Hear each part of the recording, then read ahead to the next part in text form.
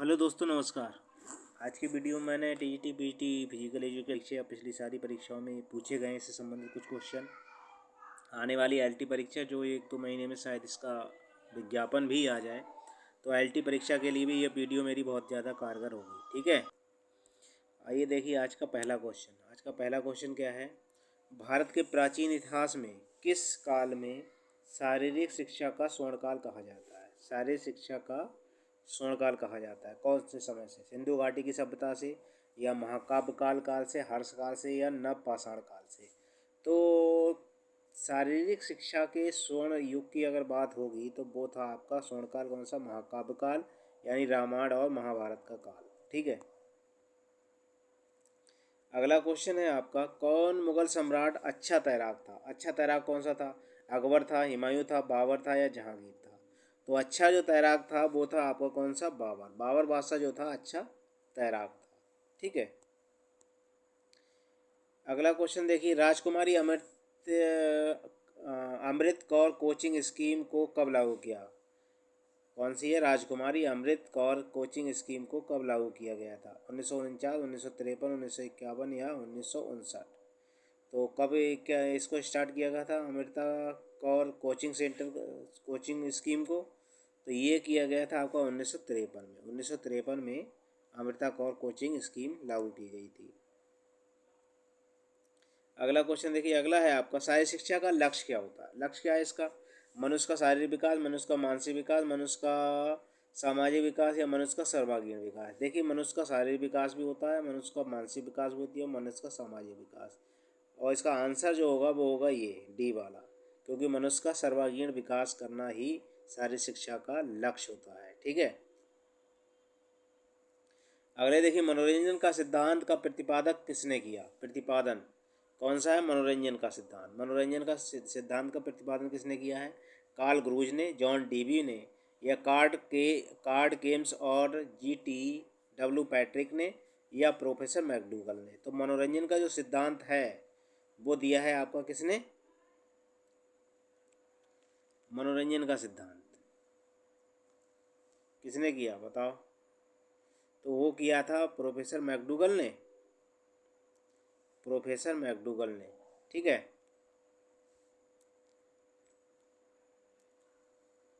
Lord Kemps नहीं, इसमें किया है किसने किया है? ये लॉर्ड केम्स ने किया है। किसने? लॉर्ड केम्स ने। ठीक है, और GT पैट्रिक ने। अगला क्वेश्चन है आपका, लेजिम का भार कितना होता है? लेजिम जो कैसा होता है बना हुआ? दो एक साइड पे ये हैंड होता है, बीच में ये इस तरह से खड़ मतलब वो होती है जंजीर लगी हुई इसमें यहाँ, और फिर यहाँ पर के एक हैंडल होता है बना हुआ। ठीक है, इस हैंडल में ये जुड़े हुए होते हैं। ये भी हाथों से पकड़ता है, एक हाथ में ये पकड़ा जाता है और एक हाथ में ये पकड़ा जाता है। इस तरह से लेजिम जो है बना हुआ होता है। ठीक, मतलब यहाँ भी हैंड डंडा होगा लकड़ी का लगा हुआ ये, और ये भी आपका डंडा होगा, ये वाला ये सब डंडा होता है। ठीक है, और ये वाला भी आपका डंडा होगा लकड़ी का, और ये जो है ये लोहे की होती है ये इधर। ठीक, तो लेजिम का जो आकार हो भार होता है, भार पूछा गया, लगभग 1 किलोग्राम, लगभग 2 किलोग्राम, लगभग आधा किलोग्राम, लगभग 3 किलोग्राम। तो इसका जो भार होगा वो होता है 1 किलोग्राम लेजिम का। अगला क्वेश्चन देखिए, अगला है, किस नॉकआउट पद्धति में पराजित टीम को दोबारा खेलने का अवसर मिलता है? पराजित टीम नॉकआउट पद्धति है, और पराजित अगर एक बार में टीम हार रही है उसको दोबारा भी खेलने का अवसर मिलता है। ये कौन सी पद्धति है? सिंगल नॉकआउट पद्धति, डबल नॉकआउट पद्धति, या बैगलान बाइल्ड पद्धति, या नॉकआउट काम पद्धति? तो इसमें जो डबल नॉकआउट पद्धति है इसमें इसको मौका मिलता है। इसमें डबल वाली में दोबारा खेलने का पराजित टीम को भी मौका मिलता है। ऊतक मुक्तक कितने प्रकार के होते हैं? हमारे शरीर में जो ऊतक होते हैं 2 प्रकार के, 4, 6 या 5? तो ऊतकों का प्रकार होते हैं 5। 5 प्रकार के ऊतक हमारे शरीर में पाए जाते हैं। अगला क्वेश्चन देखिए, अगला है, थकान के समय मांसपेशियों में जमा होता है। तो क्या होता है जमा? दुग्धाम्ल होता है, इंसुलिन होता है, या अपशिष्ट जल होता है, या ऑक्सीजन होती है? तो जमा कौन सा होता है? तो थकान के समय क्या है, हमारे शरीर में दुग्धाम्ल जमा हो जाता है। ठीक है, दुग्धाम्ल कैसे बनेगा? क्योंकि ऑक्सीजन की पूर्ति कम हो जाती है। ठीक है, जब शरीर मांसपेशियाँ थक जाती हैं तो हमारे ऑक्सीजन की कमी आ जाती है, तो उससे क्या है हमारे शरीर में दुग्ध अम्ल की जम जाता है और हमारी मांसपेशियाँ कैसी हो जाती हैं, थक जाती हैं, दर्द करने लगती हैं। ठीक है, तो थकावट आ जाती है हमारे शरीर में। ठीक, तो ये होगा आपका थकान के समय मांसपेशियाँ कौन सी जम जाती हैं, दुग्ध अम्ल। अगला देखिए 1760 ईस्वी में इंग्लैंड के किस क्रिकेट क्लब की स्थापना हुई? 1760 हैम्बल्डन क्लब की, या मेरिल बोर्न क्रिकेट क्लब की, या क्लब बॉल क्लब की, या इंग्लिश बॉल क्लब की, कौन से की हुई? तो 1760 में, कितने में? 1760 में। कौन सा क्लब है? तो हैमंडल क्लब है। कौन सा? हैमंडल क्लब की स्थापना की गई थी। अगला देखिए, अगला क्वेश्चन है प्रथम क्रिकेट मैच किन किन देशों के मध्य हुआ?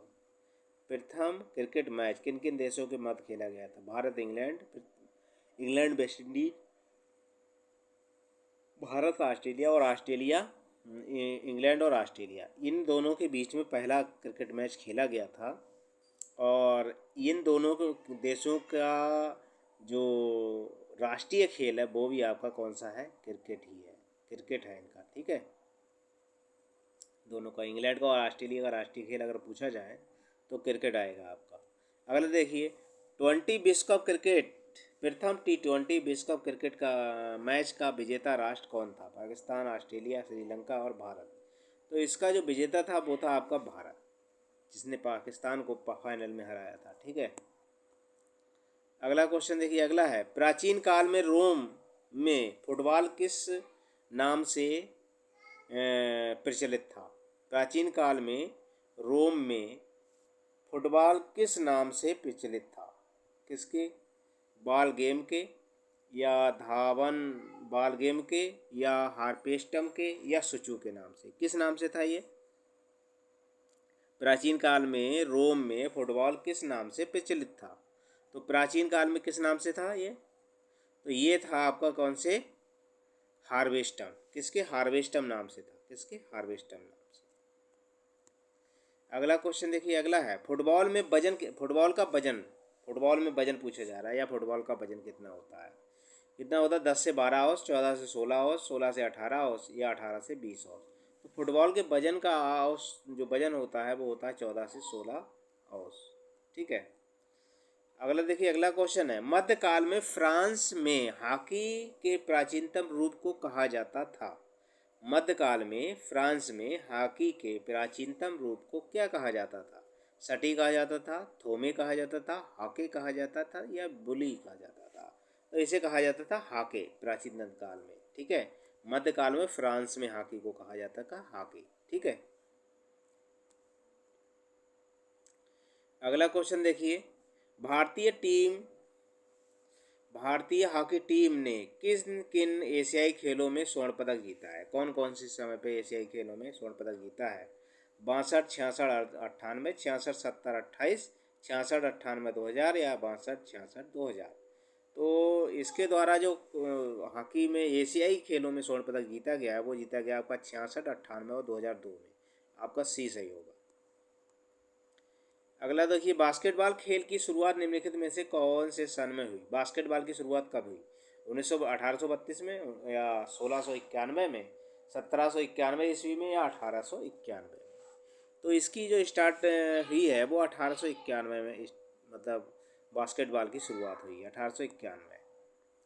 अगला क्वेश्चन देखिए, बास्केटबॉल मैदान के केंद्रीय वृत्त का अर्धव्यास कितना होता है? केंद्रीय वृत्त के अर्धव्यास कितना होता है? 1.30 मीटर, 1.80 मीटर, या 1.90 मीटर, 1.50 मीटर? बास्केटबॉल के मैदान में केंद्रीय वृत्त का अर्धव्यास जो होता है वो होता है 1.80 मीटर। ठीक है, अगला क्वेश्चन देखिए, अगला है संयुक्त राज्य वॉलीबॉल संघ USBB की स्थापना कब हुई? 1895, 1825, 1826, या 1895, या 1925, 1926, या 1928? संयुक्त राज्य वॉलीबॉल संघ की स्थापना तो ये हुई है 1928 में। 1928 में हुई है स्थापना इसकी। अगला देखिए, अगला क्वेश्चन है भारत में वॉलीबॉल की प्रथम राष्ट्रीय प्रतियोगिता आयोजित हुई कब हुई? 1936 ईस्वी लाहौर में, 1928 ईस्वी पेशावर में, 1941 ईस्वी कलकत्ता, 1943 ईस्वी अहमदाबाद। ठीक है, कितने में हुई है? तो भारत द्वारा जो हुई है 1936 में, कितने में हुई? 1936 लाहौर में हुई है। ठीक है, अगला देखिए, हैंडबॉल के टीम खिलाड़ियों की संख्या कितनी होती है? हैंडबॉल का जो टीम है उसमें खिलाड़ियों की संख्या कितनी होती है? 5, 7, 9 या 12? तो खिलाड़ियों की संख्या होती है हैंडबॉल में 7 खिलाड़ी होते हैं, 7 खिलाड़ी खेलते हैं। अगला क्वेश्चन देखिए, अगला है आपका बेसबॉल। बेसबॉल खेल किन दो खेलों का मिला जुला रूप है? क्रिकेट और सटीका, क्रिकेट और राउंडर्स का, क्रिकेट और टेनिस का, क्रिकेट और का कार्फ बॉल का? तो क्रिकेट और राउंडर्स, कौन सा होगा?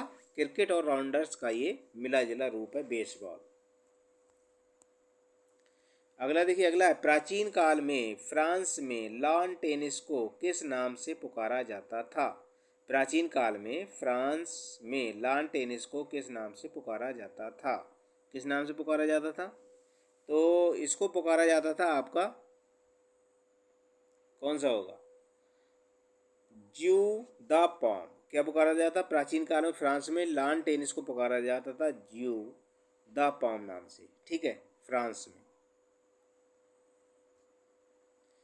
अगला क्वेश्चन देखिए, एक ही वर्ष में इन चारों प्रतियोगिताओं French open, Wimbledon, Australian open और अमेरिकन ओपन को जीतने वाले खिलाड़ी को कहा जाता था? ग्रैंड स्लैम विजेता, विश्व चैंपियन, ग्रैंड मास्टर या हॉल ऑफ फेम? क्या कहा जाता था? तो इसे क्या कहा जाता था? ग्रैंड स्लैम विजेता कहा जाता था। अगला क्वेश्चन देखिए, अगला है आपका, अधिकांश विद्वान शतरंज की उत्पत्ति किस देश से मानते हैं? शतरंज की उत्पत्ति कौन सा देश माना जाता है? चीन, इंग्लैंड, रूस या भारत? तो शतरंज की जो उत्पत्ति है वो भारत से मानी जाती है। ठीक है, तो ये 25 क्वेश्चन। भारत में शारीरिक शिक्षा के आधुनिक रूप से किसकी देन माना जाता है? भारत में आधुनिक शिक्षा के आधुनिक रूप से किसकी देन माना जाता है? मुगल सम्राटों की, अंग्रेजों की, मुस्लिम सम्राटों की या आर्यों की? भारत में शारीरिक शिक्षा की आधुनिक रूप किसकी देन मानी जाती है? तो आधुनिक अगर देन की बात होगी तो वो है आपकी अंग्रेजों की। जो आधुनिक देन है शारीरिक शिक्षा की वो अंग्रेजों की देन है। 1932 ईस्वी में लखनऊ में क्रिश्चियन शारीरिक शिक्षा कॉलेज किस देश के सहयोग से खोला गया? 1932 में जो Christian college of physical education जो खोला गया है वो किसके सहयोग से खोला गया था? इंग्लैंड के, जर्मन के, फ्रांस के या अमेरिका के? तो वो खोला गया था आपका अमेरिका के सहयोग द्वारा। अगला क्वेश्चन है आपका, मूल प्रवृत्ति के सिद्धांत के जन्मदाता कौन है? मूल प्रवृत्ति के सिद्धांत के जन्मदाता कौन है? अरस्तू हैं, प्रोफेसर मैकडूगल हैं या टीपी नन है या जॉन डीवी हैं? तो ये हैं आपके प्रोफेसर मैकडूगल। मूल प्रवृत्ति का सिद्धांत जो है वो प्रोफेसर मैकडूगल द्वारा दिया गया है। कौन सी एरोबिक क्रिया मुख्यतः मनोरंजन का काम में आती है? एरोबिक क्रिया कौन सी है जो मनोरंजन के काम में आती है? तो कैलिस्थेनिक्स है, तालबद्ध व्यायाम है, जॉगिंग है या साइकिलिंग है? तो ये है आपकी तालबद्ध व्यायाम। कौन सा है? तालबद्ध व्यायाम। अगला क्वेश्चन देखिए, लेजिम चेन के बीच कितनी लंबी छड़ लगी होती है? लेजिम और चेन के बीच में कितनी लंबी छड़ लगी होती है इसकी बात हो रही है। 3 इंच, 4 इंच या 5 इंच या 7 इंच? लेजिम में जो छड़ लगी होती है उसकी लंबाई की बात पूछी जा रही है, तो उसकी 5 इंच होती है। कितनी होती है? 5 इंच लंबी छड़ होती है लगी हुई। 5 इंच लंबी छड़ कहाँ पर होगी इसकी? ये वाली, जिसको एक दूसरे हाथ से यहाँ पर ये देखो, ये यहाँ पर इस तरह से आपकी शॉकर होती है लगी हुई, और एक हैंडल यहाँ पर होता है हमारा बड़ा सा डंडा यहाँ पर लगा हुआ, और एक डंडा यहाँ पर छोटा सा होता है। ठीक है, तो इसकी बात हो रही है। 5 इंच का होता है एक डंडा। ठीक है, तो इसकी जो लंबाई होती है वो 5 इंच होती है। अगला देखिए, अगला है, राउंड रोबिन प्रतियोगिता के सिंगल लीग प्रकार में कुल मैचों की संख्या कितनी होगी? राउंड रोबिन प्रतियोगिता में सिंगल लीग प्रकार में कुल मैचों की संख्या का जो सूत्र है वो है दिया हुआ।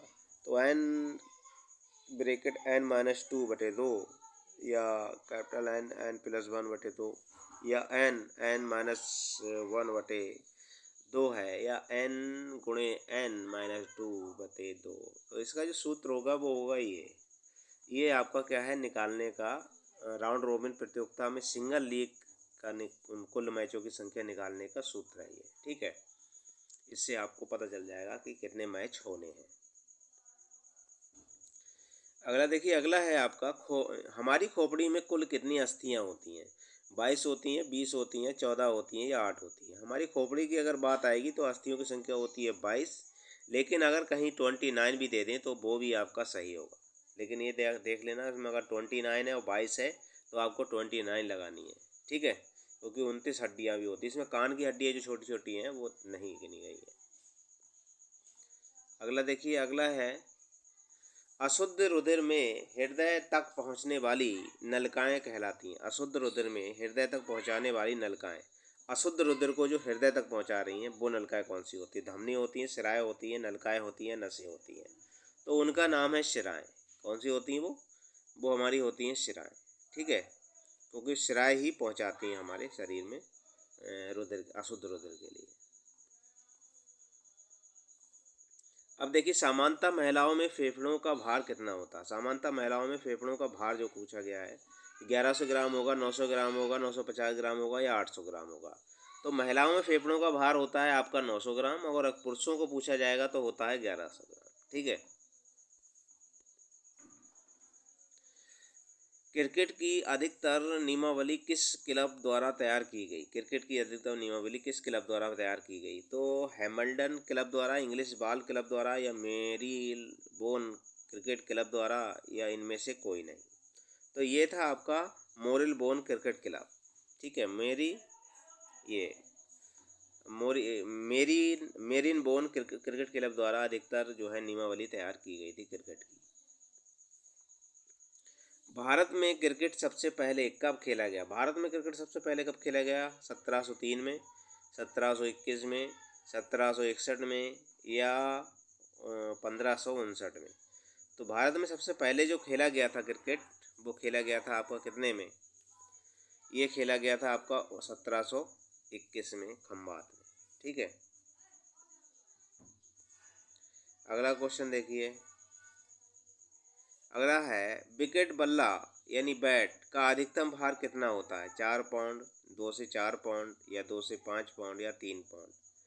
बल्ले का जो भार होता है वो कितना होता है? तो बल्ले का जो भार होता है वो होता है आपका, बैट की बात हो रही क्रिकेट के बैट की, तो 2 से लेकर 4 औंस होता है इसका। रग्बी फुटबॉल यूनियन का गठन कब और कहाँ हुआ? रग्बी फुटबॉल यूनियन का गठन कब और कहाँ हुआ?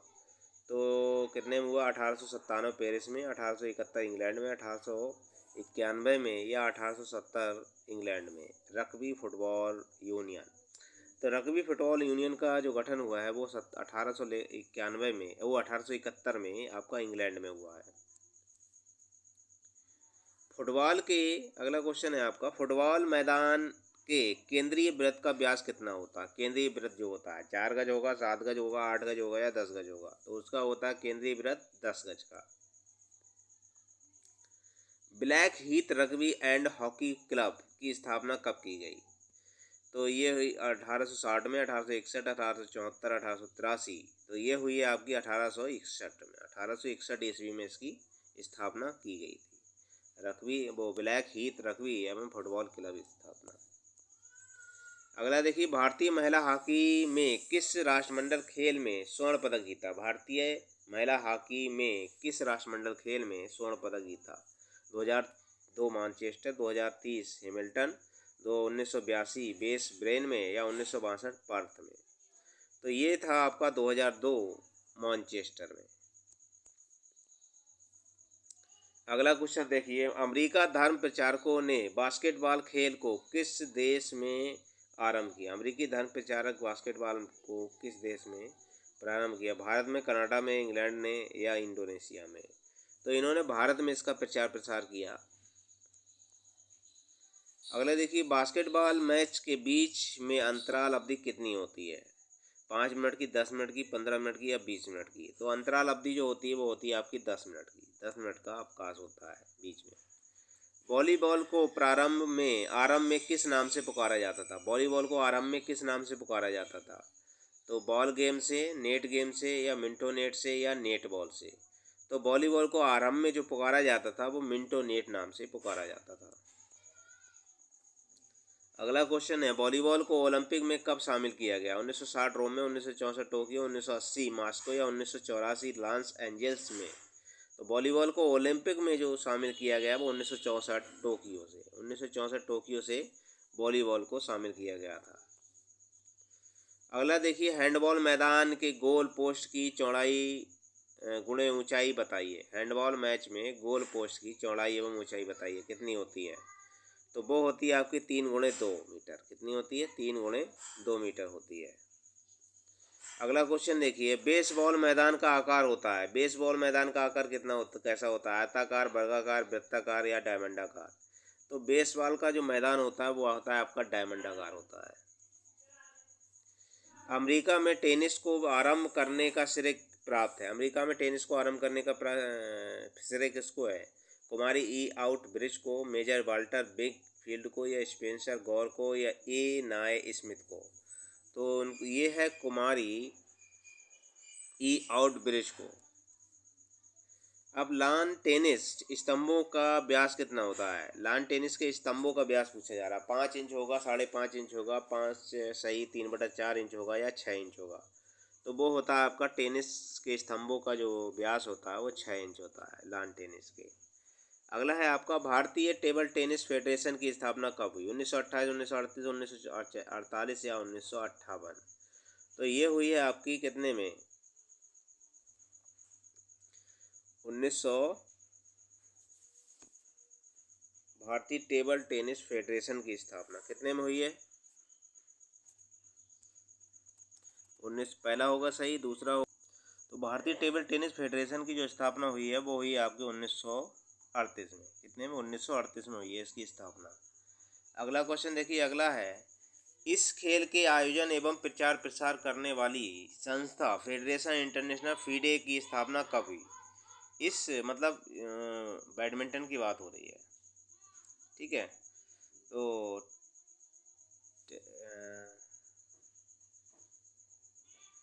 1920 में, या 1922 में, 1924 में, या 1926 में? कितने में हुई है? तो ये बात हो रही है आपकी शतरंज की। किसकी बात हो रही है? शतरंज की बात हो रही है। शतरंज की बात हो रही है, ठीक है। तो शतरंज खेल में के आयोजन एवं प्रचार प्रसार करने वाली संस्था फेडरेशन इंटरनेशनल यानी फीडे की स्थापना कब हुई? 1920, 1922, 1924 या 1926? तो ये हुई है आपकी 1900 कितने में हुई है बताइए? फीडे की स्थापना कितने में? पहला सही होगा, दूसरा सही होगा, तीसरा सही होगा, या चौथा सही होगा? तो ये है आपका 1924 में। फीडे की जो स्थापना हुई है वो हुई है आपकी 1924 में। अगला क्वेश्चन देखिए, भारत के तीसरे ग्रैंड मास्टर कौन बने? भारत के तीसरे ग्रैंड मास्टर कौन बने थे? कौन? अभिजीत कुंडे बने, प्रवीण थपसे बने, या के शशिकरण बने, या पी हरिकृष्णन बने?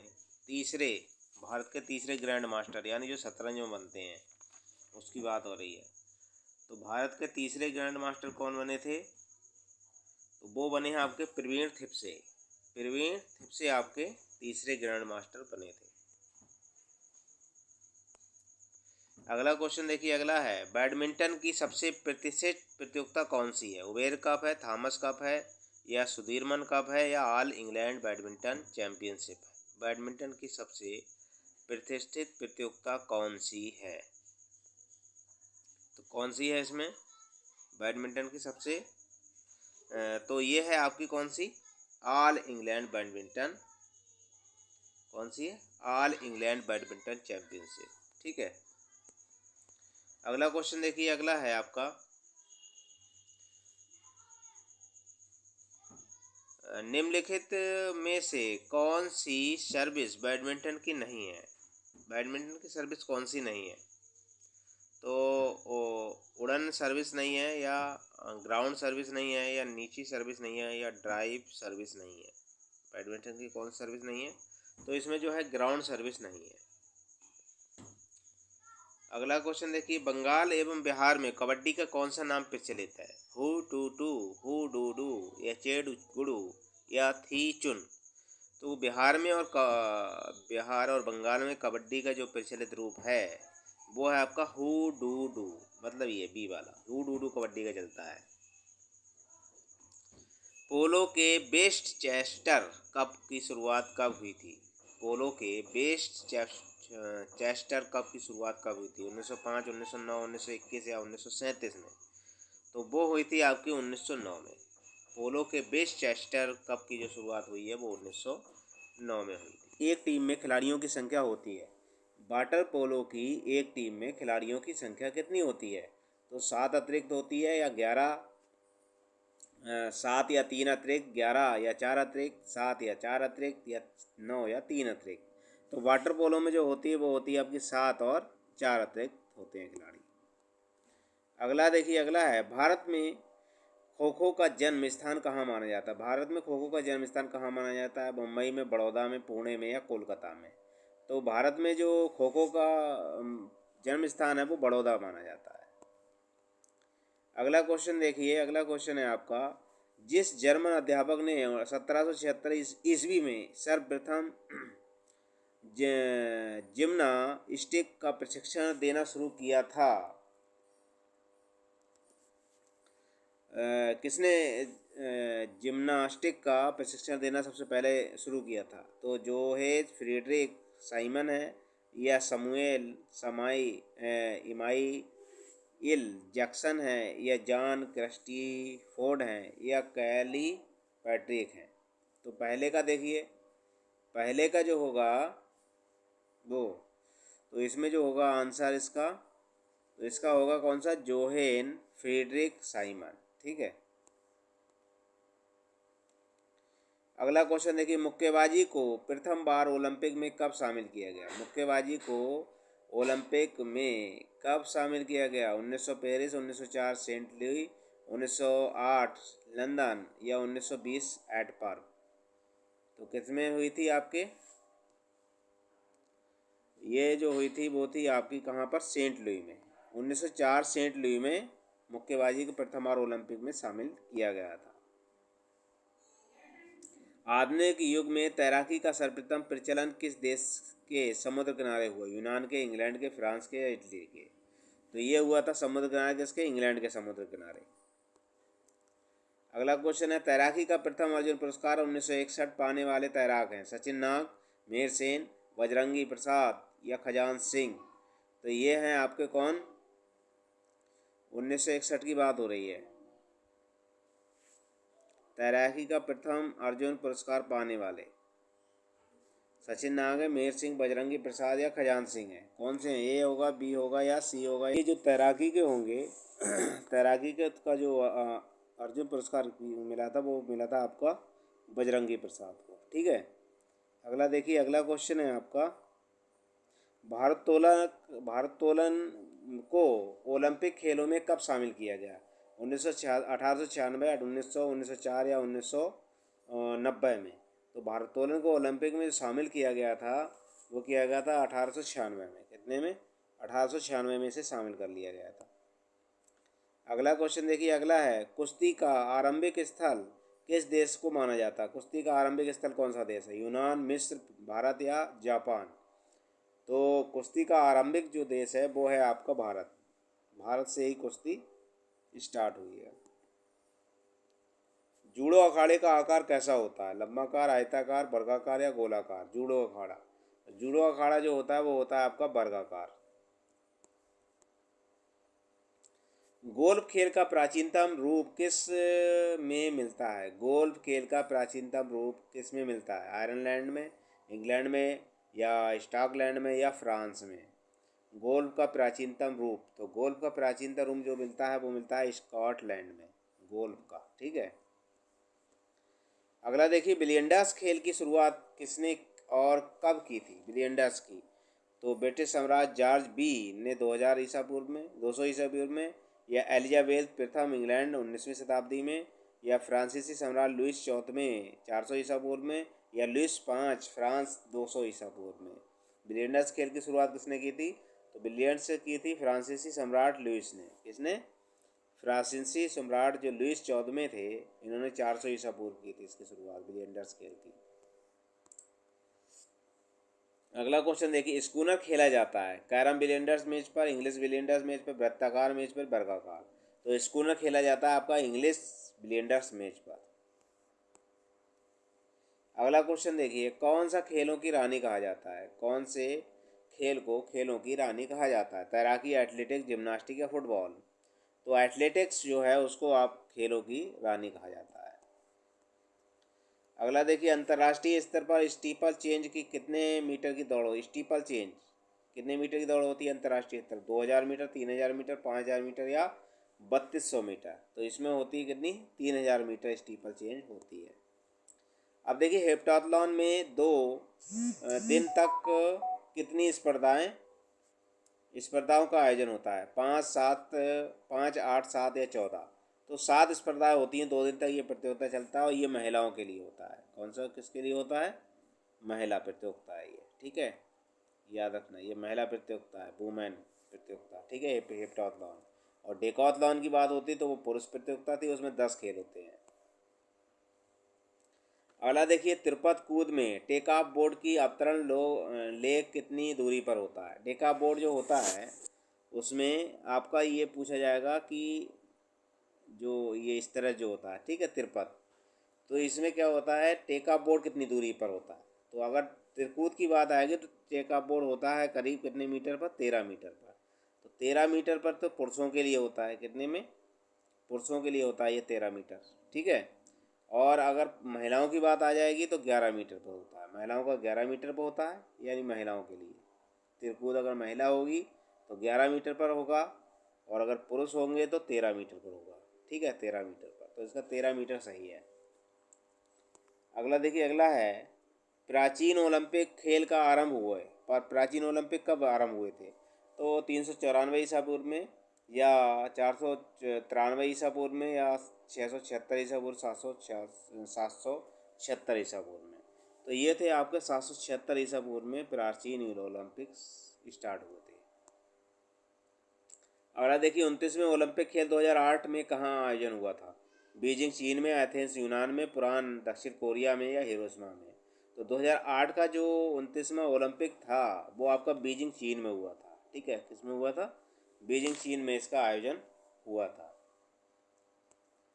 अगला देखिए, अगला क्वेश्चन है, अंतर्राष्ट्रीय ओलंपिक समिति का मुख्यालय कहाँ?